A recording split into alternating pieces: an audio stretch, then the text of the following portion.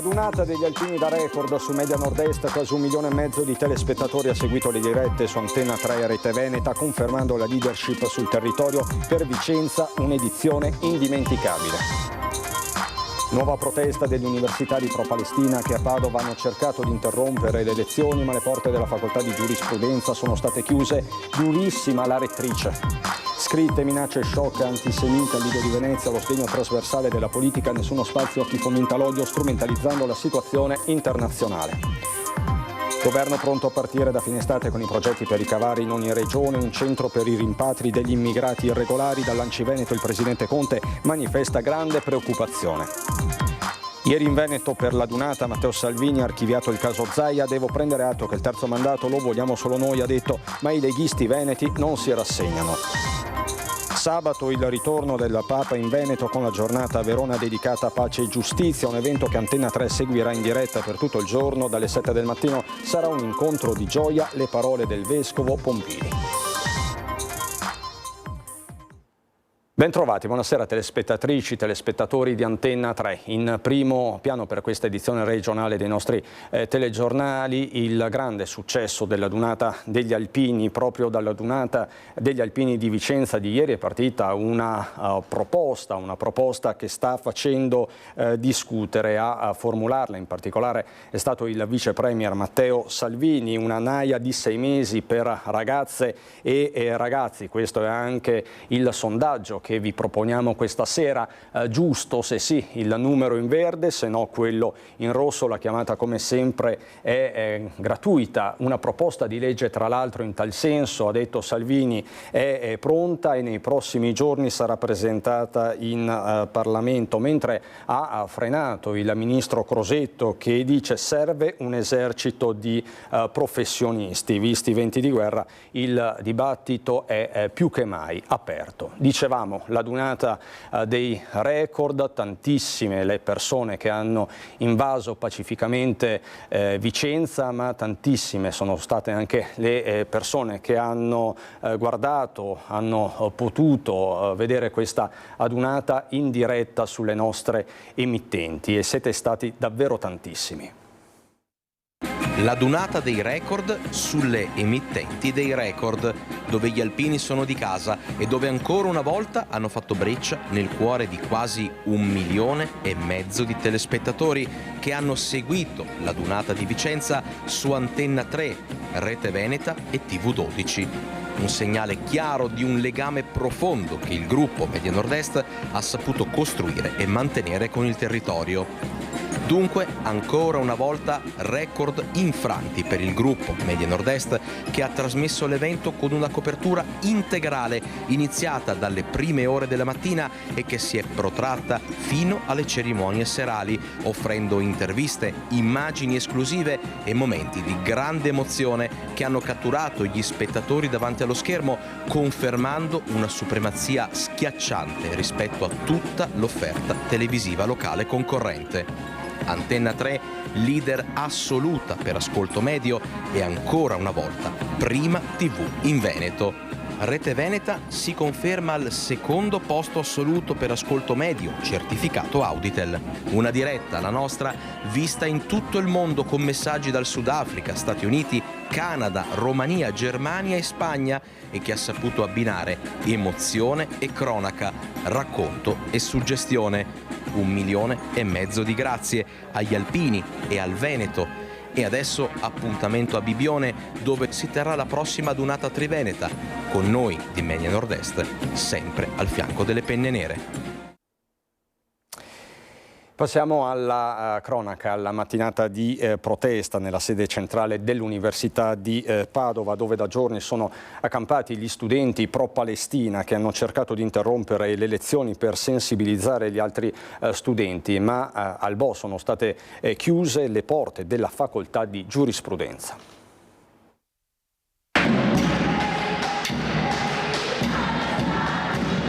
Fuori Fuori le tende la protesta, dentro pochi studenti e professori che sono riusciti ad entrare questa mattina molto presto. Gli studenti universitari pro-Palestina che da venerdì sono accampati nei cortili di Palazzo del Bo a Padova hanno cercato di interrompere le lezioni entrando nelle aule della facoltà di giurisprudenza per invitare gli altri studenti ad aderire al boicottaggio accademico, ma l'università ha chiuso le porte. Chi era all'interno ha proseguito le lezioni in presenza. Per tutti gli altri arrivati per le lezioni seguenti è stata disposta la didattica da remoto. Nonostante le nostre intenzioni che erano più pacifiche possibile, entrare a parlare con gli studenti, invitare a mobilitarsi, cosa ha scelto di fare la rettrice? Di bloccarci, di non farci entrare, di bloccare gli studenti e le studentesse e anche di non farli uscire.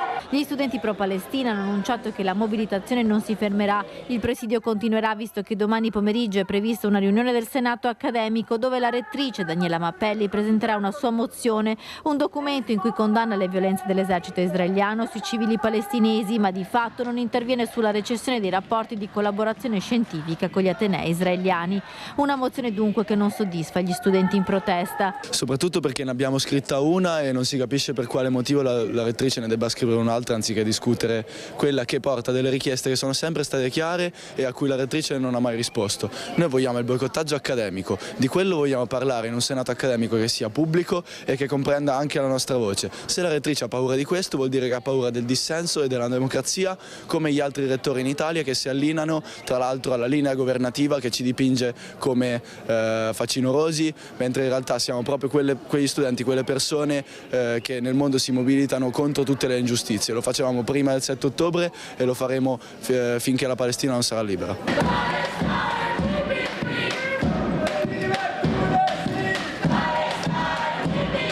La mobilitazione è continuata per tutto il giorno con gli studenti in corteo che hanno raggiunto dipartimenti e aule studio, prima scienze politiche, il Liviano, il complesso di via Beato Pellegrino e Storia, dove sono entrati per consegnare volantini ed invitare gli altri universitari a scendere in piazza. L'occupazione studentesca iniziata nei giorni scorsi ha svelato in maniera inequivocabile la sua natura prevaricatrice, lo afferma Daniela Mappelli, rettrice dell'Università di Padova. Totale solidarietà a studentesse e studenti che hanno subito disagi dovuti alle violenze degli occupanti. Li ringrazio per la pazienza e ricordo che l'Università è rappresentata solo ed esclusivamente da loro, quindi una forte presa di posizione quella della rettrice dell'Università di Padova, che aggiunge domani, martedì 14 maggio, in Senato accademico, sommo e unico luogo in cui si prendono le libere e democratiche decisioni di Ateneo, dice sempre la rettrice, verrà presentata una delibera prevista da settimane che si occuperà della situazione di Gaza senza però cedere ad alcuna forma di boicottaggio dei rapporti con gli atenei israeliani. E scritte scioccanti contro gli ebrei sono comparse questa mattina al Lido di Venezia. In poche ore è scattata la pulizia da parte del comune, ma resta una ferita profonda e restano le prese di posizione della politica. Vi cercheremo casa per casa in tutto il mondo per sgozzare voi e i vostri bambini. Un messaggio dai contenuti violenti che fa rabbrividire, scritto a caratteri cubitali con della vernice rossa. È comparso sul muro dell'ex galoppatoio del Lido di Venezia lungo via Sandro Gallo. Ferma la condanna dal mondo politico, in primis dal Partito Democratico veneziano e regionale. Parole di violenza, parole forti, parole da condannare per non lasciare il minimo spazio a chi vuole usare questa situazione internazionale che c'è per seminare odio. Dalle fonti in nostro possesso da poco è stata installata una telecamera lì in zona nei pressi di una strada, ci auguriamo che ci si attivi a più presto. La speranza è proprio quella di trovare i responsabili grazie alle immagini delle telecamere di videosorveglianza. Un gesto che va sicuramente condannato e credo che ci sono tutti gli elementi per anche tentare di capire chi lo abbia fatto. Ecco. Ci auguriamo che funzioni la telecamera. In poche ore la parete è stata ripulita da Veritas su disposizione del sindaco Brugnaro, che sui social ha fermamente condannato il gesto. A nome dell'amministrazione, si legge: condanno le ignobili e infamanti scritte antisemite apparse lungo il muro. Una vergogna che ho prontamente fatto coprire, ha concluso. Fondamentale ora il lavoro delle forze dell'ordine nell'individuare il o i responsabili. È importante capire se c'è una matrice politica ben determinata o se è un cretino che ha voluto fare una cretinata. Questa credo sia la prima cosa, perché se è un cretino va sicuramente punito, ma se c'è una matrice politica credo la preoccupazione debba essere un po' più ampia. E dopo, come minimo, scuse pubbliche, andare a ripulire il muro e dire: sono un cretino, non volevo offendere nessuno. Ma i fronti politici sono tanti, si sommano in queste campagne, in queste settimane, tra l'altro contrassegnate dalla campagna elettorale. Parliamo dei CPR.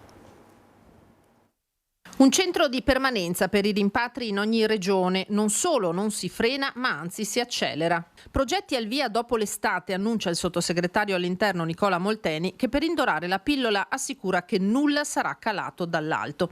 Come presidente dell'ANCI Veneto, ma anche come sindaco di Treviso, Mario Conte da una parte parla di strutture fondamentali, ma dall'altra non nasconde i timori degli amministratori locali. Io credo che i CPR, questi centri di rimpatrio, siano certamente importanti. Poi ci sono all'interno delle province delle comunità che hanno già dato da un punto di vista dell'accoglienza, e credo che Treviso da questo punto di vista sia un esempio a livello nazionale, perché ha sia centri di accoglienza come la Caserma Serena, e siamo anche impegnati sul fronte dell'accoglienza diffusa. Come comuni del Veneto siamo un po' preoccupati, perché il Veneto è una regione che ha già dato molto da un punto di vista dell'accoglienza. 10 in questo momento i CPR in Italia, solo 9 quelli attivi. Ne mancano dunque all'appello altrettanti. In qualsiasi zona si decida di posizionarlo, quella di un centro in cui trattenere i migranti irregolari in attesa di espulsione è una presenza scomoda per comuni e province, siano politicamente di destra o di sinistra.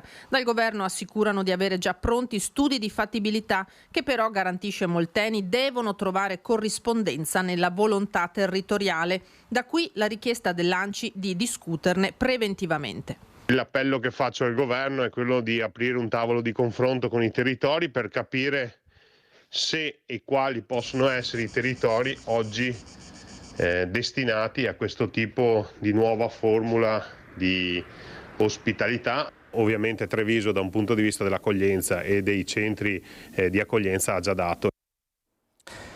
Sempre la politica, ieri in Veneto, prima a Vicenza, poi a Treviso, il leader della Lega Matteo Salvini ha di fatto chiuso il caso Zaia, non porterà più avanti la battaglia per il terzo mandato, così ha fatto intendere, ma i leghisti veneti non si rassegnano, non ci stanno e sperano e lottano fino all'ultimo. Sentite. Noi continuiamo francamente come giunta e come diciamo Lega trevigiana ma anche veneta a sperare ancora fino alla fine, finché l'evidenza non ci condannerà al terzo mandato per il Presidente Zaia. Noi però qui dal Veneto fino all'ultimo giorno cercheremo e lotteremo per fare in modo che il Presidente possa essere riconfermato dai veneti. Questa è una nostra battaglia, una battaglia che penso gran parte dei veneti voglia portare avanti, e noi sicuramente con loro. Non si vogliono rassegnare alle parole del leader Matteo Salvini, i leghisti veneti, per i quali Luca Zaia resta l'unico candidato in grado di succedere a se stesso. Certo, il segretario prima a Vicenza per la Dunata, poi a Treviso per la presentazione del suo libro, è stato netto come non mai. Per il dopo Zaia ho già 10 nomi, il concetto ribadito più volte da Salvini, che archivia così la battaglia sul terzo mandato: lo vogliamo solo noi, le altre forze politiche sono tutte contro, non posso riproporlo. La constatazione con il relativo cambio di scenario: a Salvini si rivolge lo stesso Villanova. Di non gettare la spugna. Io penso che questa sia una battaglia che vale la pena combattere e soprattutto noi qui in Veneto la sentiamo particolarmente, e quindi voglio pensare che tutto il partito si muova per garantire questa possibilità a Zaia e ai veneti. Già partito ovviamente il Totonomi, c'è chi darebbe in pole position Alberto Stefani, attuale segretario regionale. Non si può escludere l'attuale vicegovernatrice Elisa De Berti. Salvini stesso ha ipotizzato una donna. Che sia una donna può essere auspicabile, ma io non giudicherei in base al sesso, ma penso che sia importante giudicare in base alle competenze. Io credo che chi non vuole dare questo terzo mandato lo faccia solo perché ha paura di quello che è il peso politico e elettorale del nostro Presidente, quindi confido che da qui al prossimo anno a Roma cambino idea, anche perché ricordiamoci che a decidere sono dei parlamentari che magari hanno 4, 5, 6 legislature alle spalle. E c'è attesa in Veneto e in tutto il nord-est per il ritorno di Papa Francesco. Sabato prossimo il pontefice infatti arriverà a Verona, una giornata straordinaria, storica, che Antenna 3 vi trasmetterà in diretta a partire dalle 7 del mattino.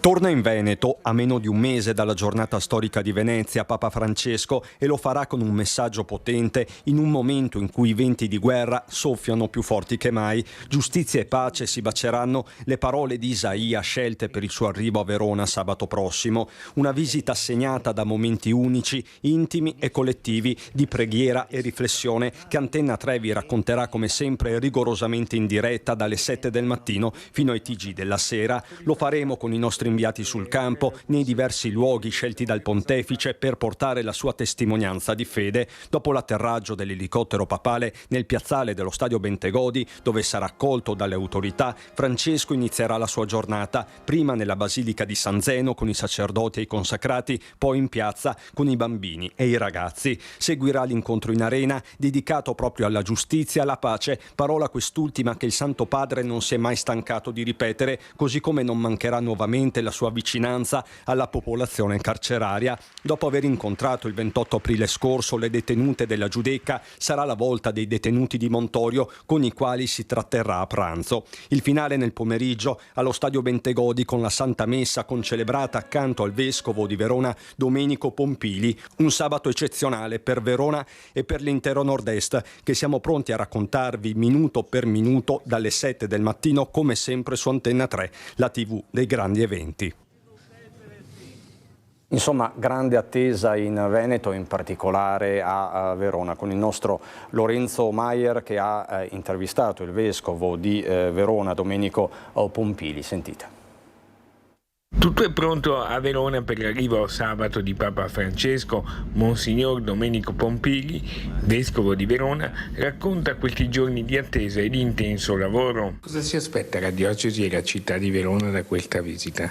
Ma fondamentalmente due frutti: da un lato la gioia del Vangelo, di cui il Papa è un interprete affidabile, come recita il titolo della sua enciclica Evangelii Gaudium, e dunque una rinnovata scioltezza e vivacità nell'annuncio del Vangelo, che rappresenta anche oggi una straordinaria maniera di guardare all'esistenza, appunto segnata dalla gioia più che dalla depressione o peggio dalla tristezza, e dall'altra il dono della pace, da invocare per le tante situazioni lacerate che contraddistinguono il tempo che stiamo vivendo. Un incontro, quello con il Santo Padre, che arriva al termine di un percorso comune di tutta la diocesi scaligera. Volevamo evitare che la visita fosse un masserratico, un giorno così fuori dal contesto, mentre invece è stata lungamente attesa dal 24 novembre dello scorso anno, quando abbiamo dato l'annuncio, e direi che avrà proprio per questo essere stato lungamente attesa anche una sua continuazione, sia sulle grandi questioni della pace, sia per quel che riguarda le grandi questioni dell'evangelizzazione di oggi. Giornata di festa, ma nel senso più autentico del termine, cioè di una ragione che metta insieme le persone e che possa farle entrare dentro un contesto di amicizia, e per quel che riguarda la Chiesa dentro una relazione ancora più profonda con Dio. Del resto la Chiesa questo è: per un verso segno dell'intima unione con Dio, e per un altro verso strumento dell'unità di tutti. subito dopo di noi il meteo. Buona serata.